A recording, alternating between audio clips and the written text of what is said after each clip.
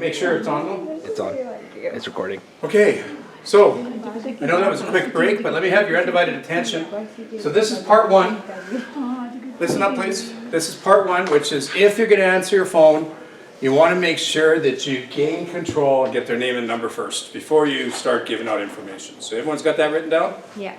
Okay, part two Yeah. is we need to qualify this caller. We need to figure out if we want to meet with them, thinking, will they be able to maybe buy this place, or maybe we can help them buy another place. Remember, the call form that I'm about to give you, we want to use that to convert an ad call into a face-to-face meeting. The majority of them will be people that call on your signs for your listings, so they'll probably be buyers. But some buyers are out there shopping around, looking for homes without realtors, calling listing agents, and when it's time to show them the property, you find out by asking a different question that they have to sell their house before they can buy. So I'm going to teach you how to understand or talk to them about that before you meet them. So you know if they're going to come into your office as a buying agent, or as a buyer for you to become their buying agent, or you're going to go to their house and it's going to be a listing appointment. So we got to qualify the buyer, or the caller, excuse me. So if you're going to call them back, let it go to voicemail. So there's somebody that's new in the business asked me, you asked me, and a couple other people in the past, who said, even if I'm new and I don't know who it is, I shouldn't answer? No, you shouldn't. You should really let it go to voicemail. Okay, so it's already on. So so you say, what was I saying? Oh, if you're going to answer your phone, that's up to you. But if you get the voicemail and they say, my name's Bob Smith, calling about a listing I just drove by in Happy Hills. Can you call me back? Because I'd like to see it. So when you call back, you're going to just confirm that you're talking to Bob, and you're going to say, I'm going to gather that information for you right now. Like, you're going to ask him which listing again. He's going to say this and that again. You say, okay, well, thanks a lot. So while I'm retrieving the information for you, while I'm retrieving the property information, I'm going to ask you a few questions just to save us some time. Fair enough? And they might say yes, or they might say what? No. Or they might say, I'm kind of in a hurry. And you just say two words, no problem. And you ask them the first question. What was it about that particular property that interested you? Or home? Or if they called on an ad in the paper or online, you call it, what was it about that ad that interested you? That particular ad. So let's play this out for a second.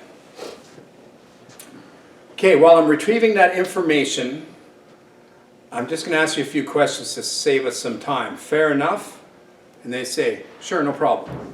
What was it about that particular home that interested you? That fits, doesn't that make sense? Okay, let's try it another way. Listen, while I'm retrieving that information, I'm just going to ask you a couple questions to save us some time. Fair enough? No, I don't want any questions. Oh, okay. Well, I was just curious. What was it about that particular home that interested you? Does it work? Yes. Come on, you guys, did you hear that? Yes. Did you hear how it works? Yes. And I almost ignored him, or her, for their yes or no. It is irrelevant when they call you, no matter what they say, unless they say a colorful metaphor. What's that? Anybody know what a colorful metaphor is? Hang up. What's a colorful metaphor? Yeah, like the F you, or take or some mean stuff, right? So they say that, you just go, I wouldn't even say nothing. If you hear that F word or something close to that, just hang up. If they call back, don't even answer. If they're rude, tell them, I'm sorry, I can't help you. Don't even say I'm sorry. I can't help you. Have a good day. Yeah, why are you sorry? Don't say sorry. I don't want to say sorry anymore, unless we really did something wrong. Okay? Let's just stop doing that one.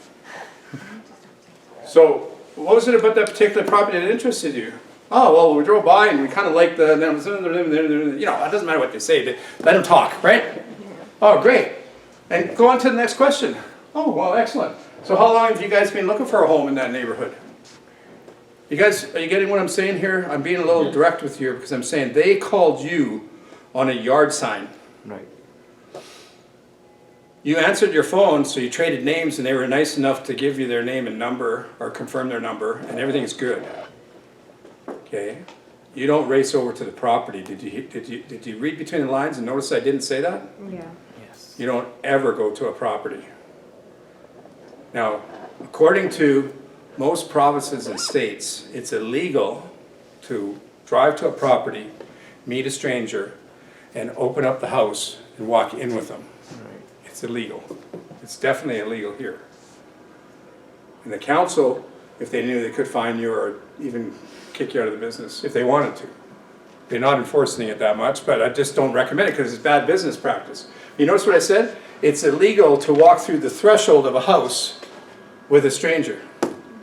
It's only legal to walk through the threshold of a house with a client or customer. Everybody knows that? Yes. Yes.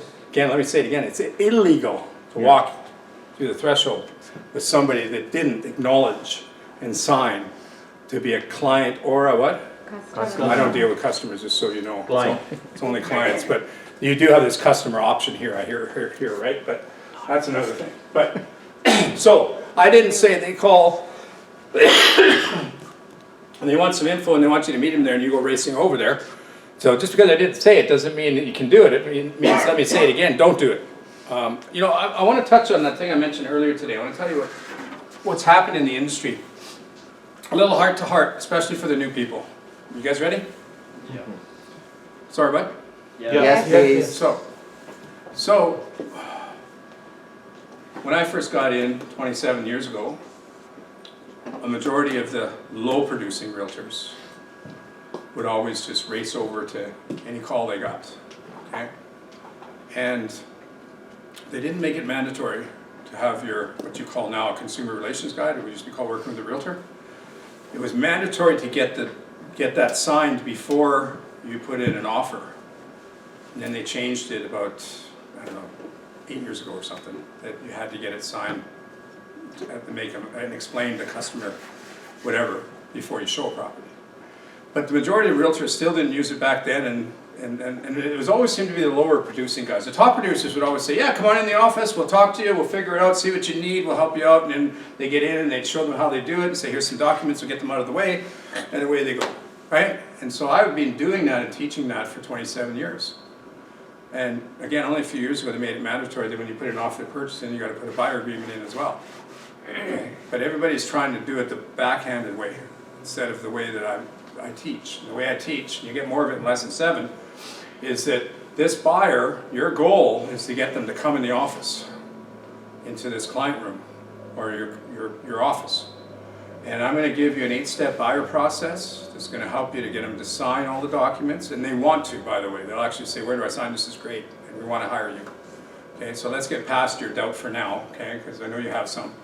But they're going to sign, and you're going to get FinTrack filled out as well. That's getting identification. And you're also going to get the pre-approval letter before you even meet them, let alone show them properties. This is not only the best way to do real estate, but it is the professional way to do real estate. And I'm going to give you a couple reasons beyond just the professionalism and the save time component. I'm going to give you a few other things, reasons as well.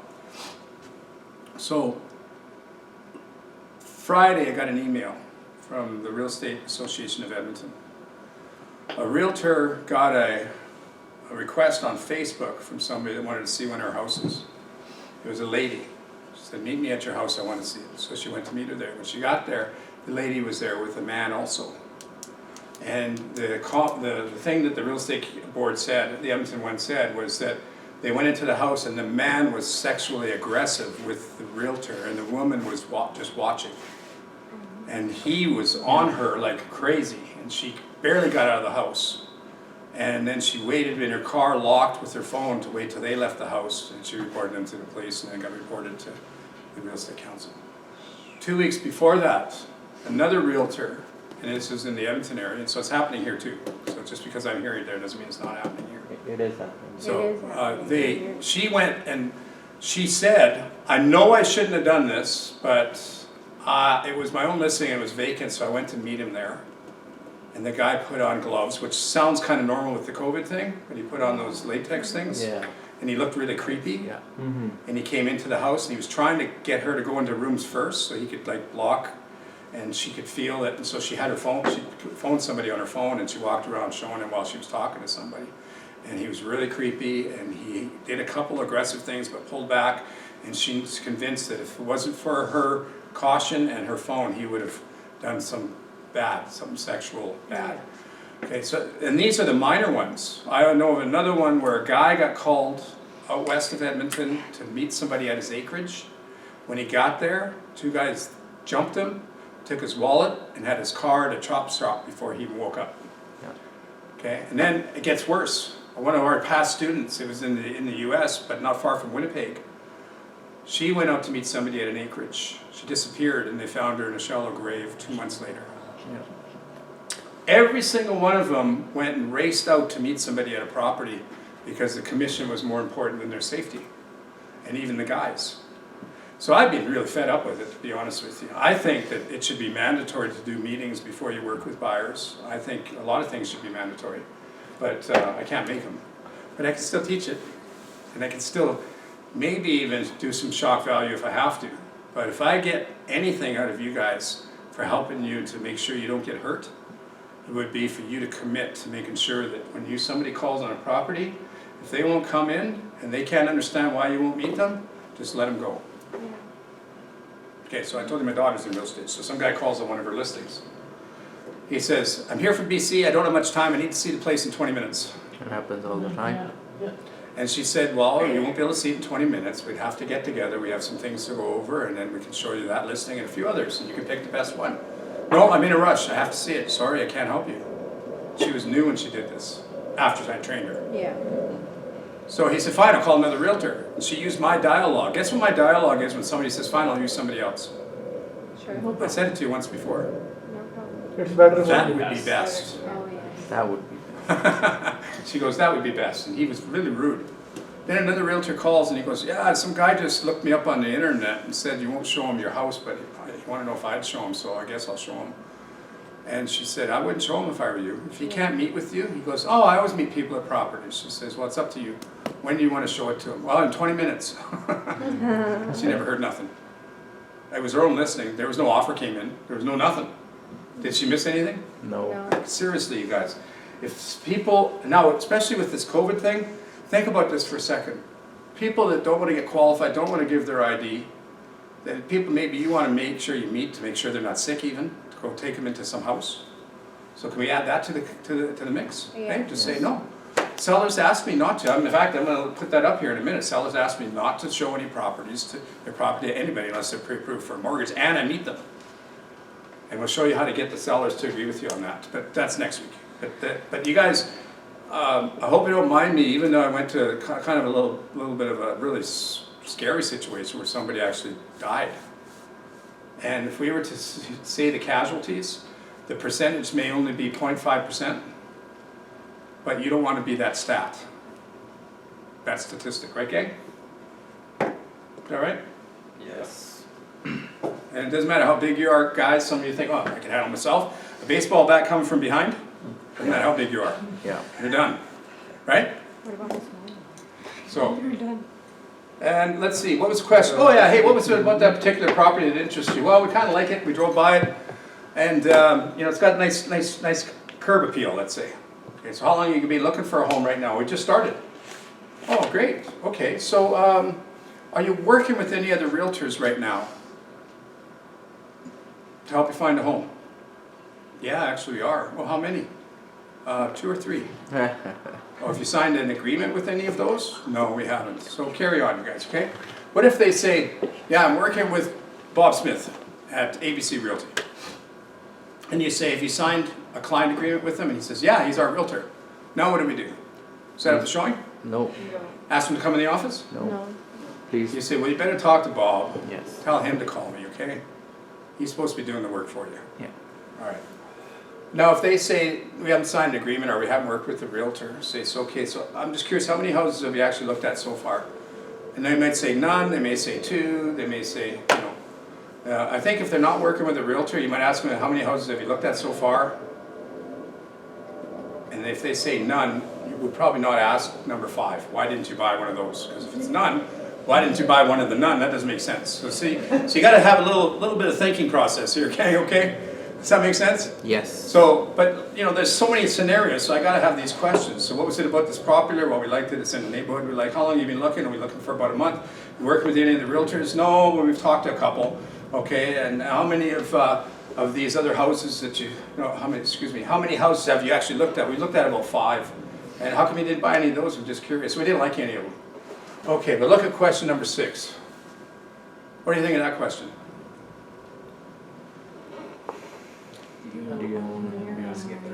Yeah. Yeah, great. By the way, do you own your own home or are you renting? Well, we own our own home. So now what do we do? Now, a lot of times I have the answer on the screen for you guys, so come on, let's get you to play into this, okay? So, do you own your own home or you're renting? We own our own home. That's a listing. Is your home sold? And they say what? No. No, then you not ask even what? on. Is it on the market? Is it? No, don't say market. Physicals think they're on the market. Yes, MLS. Is it on MLS? No. No. Oh, you could be Losing a fortune by losing a fortune by doing it in reverse. Did you know that? No. And if they don't say nothing, then you just say, well, hey, what can I tell you about the house now? I got that highlight sheet. If they say, well, how can I lose a fortune? What could you do? You run over these. Why don't we do this? I don't mind. I got some time where I can come over and go over that with you. And I can see your house. I got some time I can see on Saturday at 1 or at 2 be better. So you can see how it all fits in. The question is you need to learn it and then you need to commit to doing it. And once you do that, you're going to make a whack of money and you're going to help a ton of people, gang.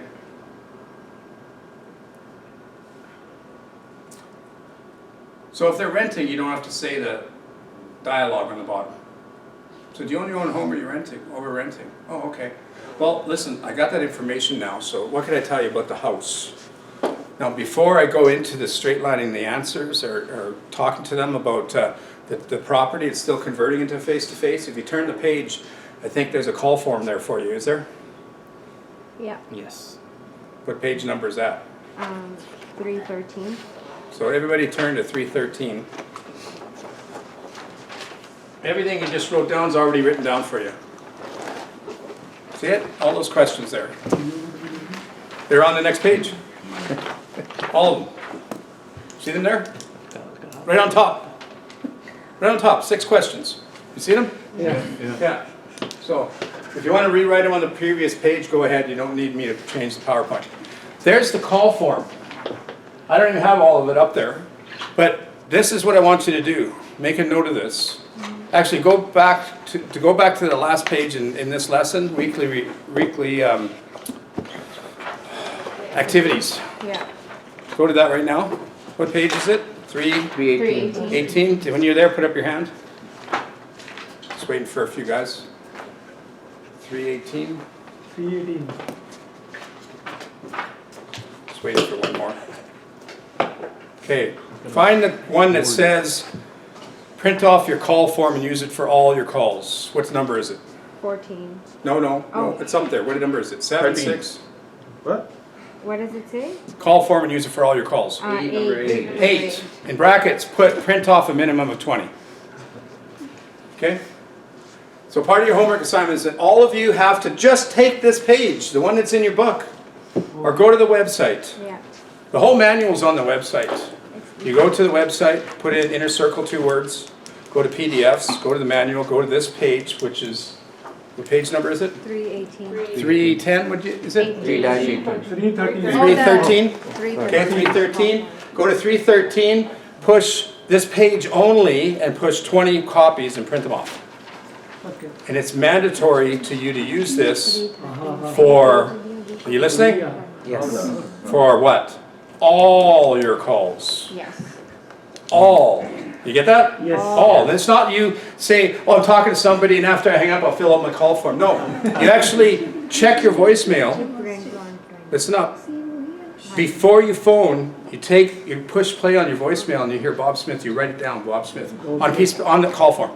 You put down his number, you put down what he said, then you go to your next voicemail, get another call form. Put down their name, their number, what they call them up. If you got 10, you do 10 call forms. Before you what? Before you call. This is not going to be easy for some of you. Some of you will conveniently forget and you're actually making less money. When you have a tangible call form, just like this. Let's say you went through all your messages. Now you got 2 or 3 of these with some names on it. It feels more tangible. It feels more like even like it could turn into something. Okay? I know somebody say, Well, if I don't get hold of them, what do I do with this? Well, get yourself a little bin. Make a note of this, a little bin, a little black bin, okay? And you put on the side here, left a message, November 2, 22, put it in the bin. Okay, now some of you say, well, I use technology all the time. Use both for now. Put it in the bin and go to your computer and put whatever you want to put. That's fine. Okay, and at some point you start having a little stack of these call forms. To motivate you to prospect, you start getting in the office sometimes and you start flipping through your forms. You go, oh, I'm going to call this one back. I haven't talked to them for a week. So use your call. Those of you that do this will come back and say, it seems like it's magical, Dwayne. It's amazing. And also, if you do talk to them, you ask the questions. And as you're gathering information, look at the bottom half of it. Go ahead and look at the bottom half. What does it have on the bottom half? Possession. A place to put their name and number for sure, but to ask them for their what? Email. Email. Get the address of the property they want to, the address of the property they live in, or the location of the where they want to move to. And what's below that? Possession of. Possession. So when they want to be in the place or when they want to be out of the place. Yeah. What else? Call, Call verify. Yeah, don't worry about that one. What else? Oh, their property criteria and the. Yeah, so, and it's not just what I put on there, that's to trigger your mind to know what to ask. Yeah. So if somebody, if you look at your prospecting track, the bona fide appointment checklist says get some CMA information. Yeah. What did I say last week was the first, four most important things you gotta ask for first, to know about their house? Number one was what? If they own or are they renting? Location. Oh, location. Location, and the next was what? Style. Style, and the next was Price range. age, and the next was square footage. Those were the main four. And the next four were what? Basement, if it's finished, Garage. garage, bathrooms and bedrooms. And these are stuff to help you to do a CMA or get the comparable sales in the area. But you can just be reminded by the bottom of your call form what to ask. And if they're a buyer, it's the same thing. What are you looking for? How many bedrooms? How many square feet? What neighborhood? It's all the same. So you got a sheet that you can actually put everything in there. Okay? And part 3 is this, trading information. So you have your call form handy. You're phoning somebody. You tell them to have a few questions to ask, and the questions are right on here. As you ask the question, you can write them down, the answer right here, just the short version, right? You know, what was it about that house that interested you? Well, we like the location. Location. And you circle, when you ask question 6, you can circle if it's a listing or a buyer, right? So, you're working with a realtor? No? Okay, great. You know, have you looked at many? No, yes, no. And are you own your own home? No, we don't. We're renting. Okay, great. Let me just, and then what you do is you straight line your answers first. That's here. You still have your call form in front of you though. So, okay, what can I tell you about the house? Now, they drove by it. They like the outside, but they want to know a bit of the inside. What do you think they might ask? This isn't for sure. I mean, just a scenario. They might ask how many bedrooms it is. And you straight line your answer. So you just say, this one has 3.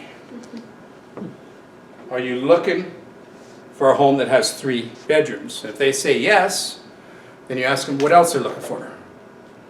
The reason you do it one step at a time is some realtors do this. Okay, I got that information about the house. This one here, and they start doing an infomercial.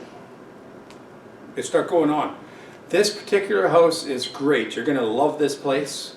It has the, and over there it has the, and oh yes, this is perfect. You're going to love the, and it's got an updated, and they're going on and on and on.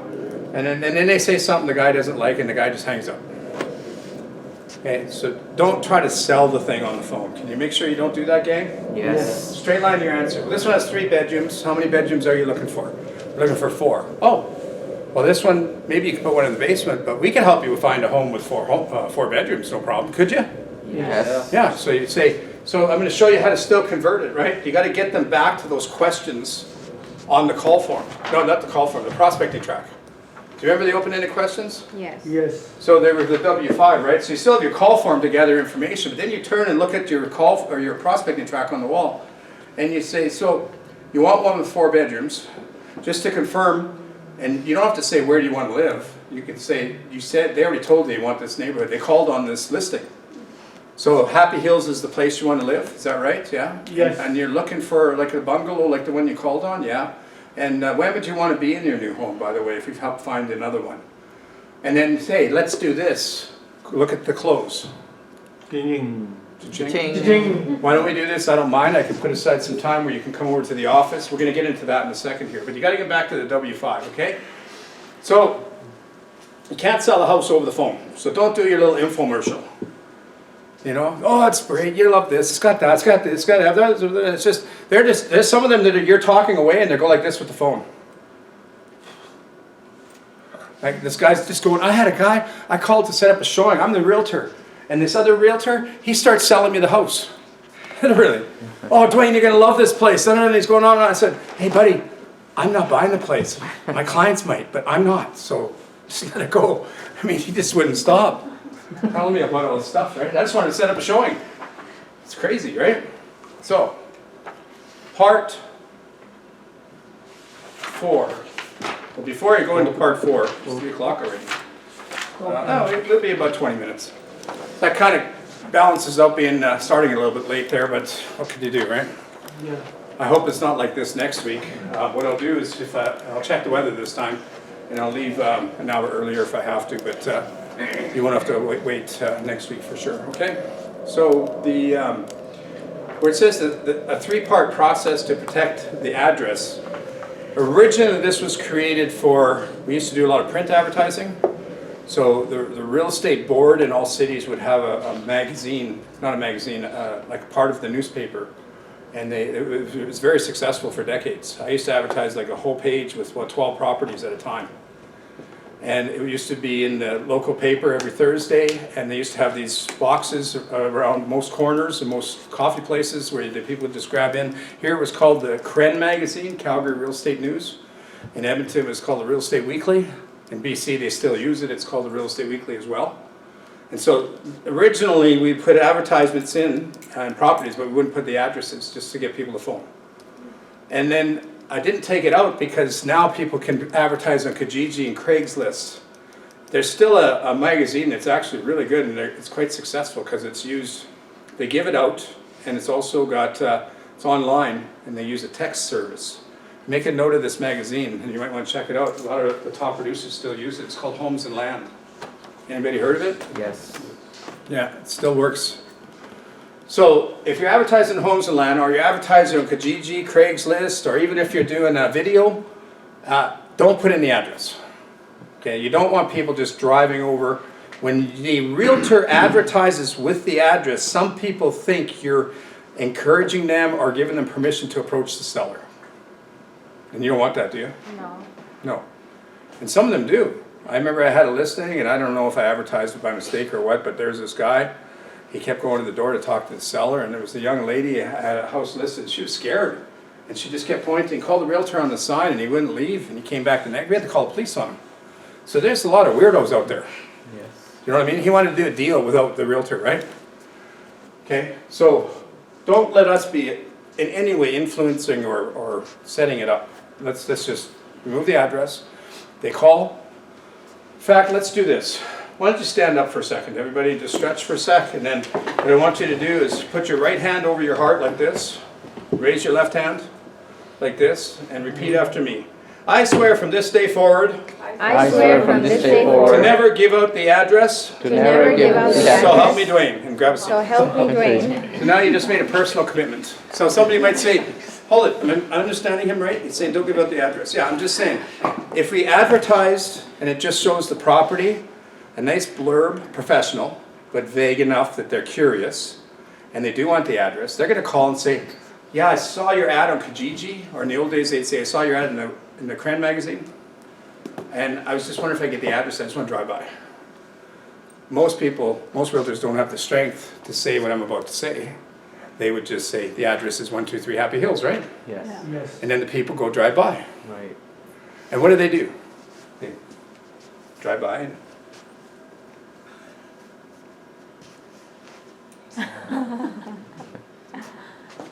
and what did they see that got them to not want it? Now you lost them altogether. The lead's gone. Yeah. Make a note of this. It's human nature to eliminate as you go. It's human nature to eliminate as you go.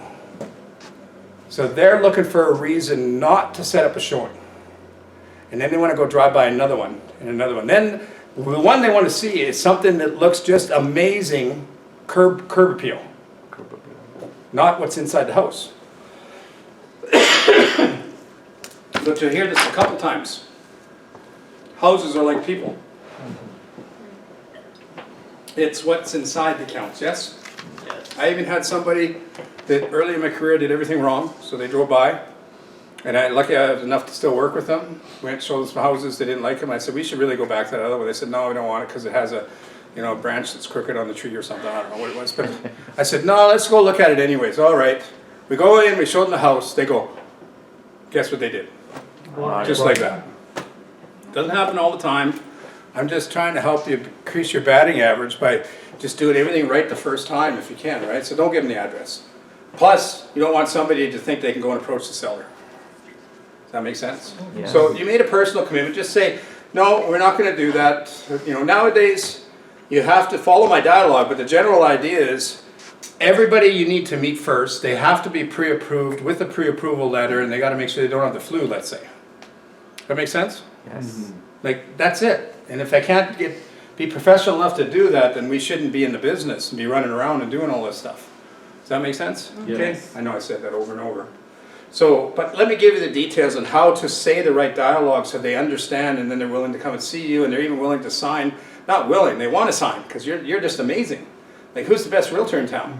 Me. You know? If you didn't put up your hand, you know? Me. Me. Two hands, right? So, the save time and money technique, there's the dialogue. So, I just want the address, just gonna drive by. You know what? And you can change how you deliver this, but you know, studies show that 90% of the people never buy the home that they call on. And a lesser agent than myself might just give out the address, just for you to waste your time, gas, and money. And for you to determine that the house isn't for you, but just from the outside of the house. You see, houses are like people. It's what's inside that counts. So let's do this. I don't mind. I don't mind at all. You keep asking me some questions, and we'll find out if this is the right or wrong one for you, okay? All right, so how many bedrooms does it have? Oh, that's what we want. So can I have the address? Well, let's keep figuring this out here. Because my goal here is to not only show you this house if it's for you, but show you some other ones. So you can compare one to the other. Right? Well, I just want to see this house. Well, I can help you. Let me ask you a few more questions. If they keep on you a little bit, just give them some reasons why you can't just give them the address, if it's from an ad that has no address. If they already know the address, you're not protecting the address. So some realtors will say, oh, they can go to realtor.com or realtor.ca and get it. Yeah, they can, but most of them don't even know about it, or they don't even remember about it. So don't worry about it. Fair enough, gang? Yes. So, are you an independent contractor? Do you work for yourself? Yes. Can you make some of your own little policies, especially if they're in line with the real estate council and they're more